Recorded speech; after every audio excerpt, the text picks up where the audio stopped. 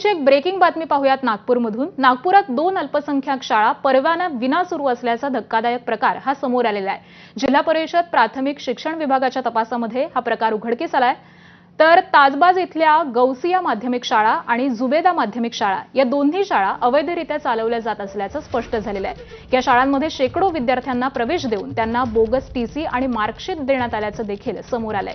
धक्कादायक बाब म्हणजे शिक्षकांकडून नोकरी लावण्याच्या नावाखाली प्रत्येकी साधारण 18 लाख रुपये उकळण्यात आल्याचा आरोप आहे आणि या प्रकरणी संस्था चालकाविरोधामध्ये पाचपावली पोलीस ठाण्यामध्ये गुन्हा दाखल करण्यात आलाय। राज्य अल्पसंख्याक आयोगाच्या चौकशीनंतर हा प्रकार समोर आलेला असून शिक्षण विभागाच्या भूमिकेवरती प्रश्नचिन्ह हे उपस्थित करण्यात आलंय। या प्रकरणामध्ये संबंधितांवरती कडक कारवाई करण्याची मागणी आता जोर धरतीये।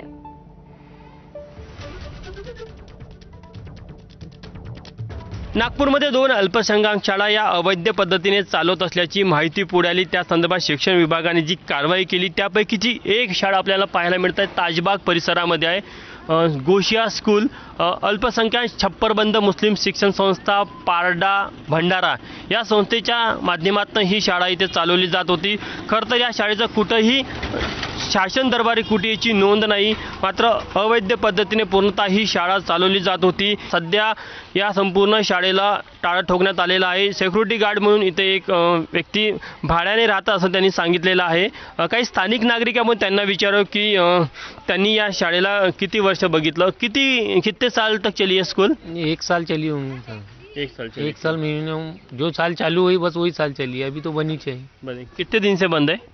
ये हो गया ना, ये पूरा साल बन है, अगले साल से बन है। 1 साल 25-24 में चली थी मेरे ख्याल से। बच्चे आते थे? बच्चे आते थे ना, बस्ती के बच्चे पढ़ते थे? बस्ती के बच्चे आते थे, कुछ इधर के आते थे। थे बच्चे 20-25 कुछ ऐसे बच्चे थे। हाँ। चालू रहे वो साल भर, फिर बंद हो गए। बंद इसके अलावा अभी भी वहाँ पर स्कूल डालने का ये कर रहे थे इधर के, हाँ। बाकी लेकिन वो दे नहीं रहे, स्कूल वालों को दे नहीं रहे। वो पता नहीं क्या प्रॉब्लम चालू है उनकी। त्या फळ्यावर जर का बघितलं तर आपल्याला काही लिहिलेलं पाहायला मिळतं। हॅपी न्यू इयर 2025 म्हणजे 2025 पर्यंत ही शाळा सुरू असल्याचं एकंदरीतच या फळ्यावरनं तरी आपल्याला लक्षात येतं। म्हणजे निश्चितच या संपूर्ण प्रकरणासंदर्भात आता शिक्षण विभागाने जी कारवाई केली, ज्या शिक्षकांची फसवणूक झाली त्या संदर्भात नागपूरच्या पाचपावली पोलीस स्टेशनमध्ये गुन्हा देखील दाखल करण्यात आलेला आहे आणि शिक्षण विभाग देखील या संपूर्ण संचालक मंडळावर शासनाची फसवणूक केल्याप्रकरणी आणि विद्यार्थ्यांचं आयुष्य हे त्यांनी कुठेतरी आयुष्याची खेळ केला या संदर्भात त्यांच्यावर देखील गुन्हा दाखल करण्याचा जी प्रक्रिया आहे ती सुरू केलेली आहे। कॅमेरामॅन अतुल हिडेसह तुषार कोहळे, एबीपी माझा, नागपूर।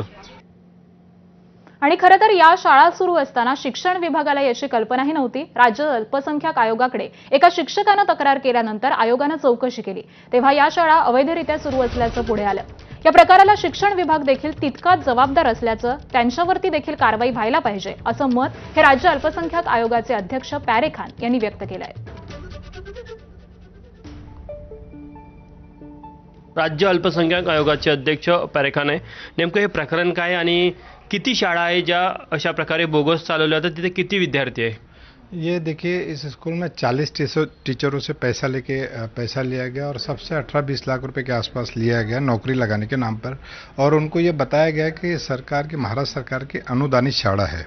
जब इनकी हमने जांच करवाई पूरी तरीके से, तो सारे के सारे जितने भी बच्चों को जो टीसी दी गई है, 1st से लेकर 9 तक क्लासेस है वहाँ पे, और जितनी भी बच्चों को टीसी दी गई है वो बोगस है, स्कूल ही पूरा बोगस है।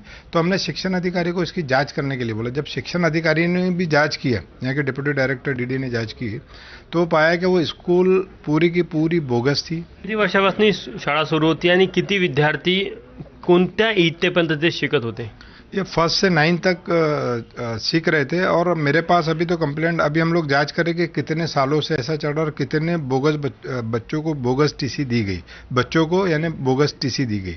तो इसकी हम लोग जांच कर रहे हैं और हमने गुना दाखिल भी करवा दिया है। यहाँ पे पाचपावली थाने में गुना दाखिल हुआ, लेकिन साथ में इस पर शिक्षण अधिकारियों पर भी गुना दाखिल होना चाहिए, क्योंकि जब अल्पसंख्यक आयोग को दिख रहा है कि स्कूल बोगस है, तो क्या शिक्षण अधिकारियों को नहीं दिख रहा?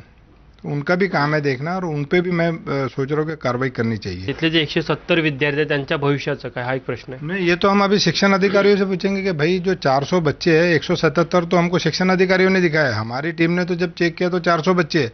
तो ये 400 बच्चे की यानी कि एजुकेशन का जिम्मेदार कौन, इनके भविष्य का जिम्मेदार कौन, ये शिक्षण अधिकारियों को बताना है। अगर शिक्षण अधिकारी इसको पहले पकड़ लेते तो आज ये 400 बच्चों का भविष्य खतरे में नहीं जाता ना।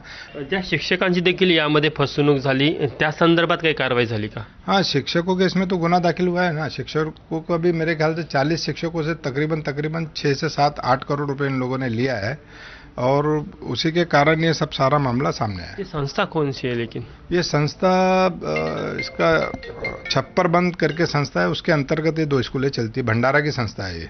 राज्य अल्पसंख्याक आयोगाने जेव्हा याची संपूर्ण चौकशी केली तेव्हा या शाळा अवैध असल्याचं निष्पन्न झालं.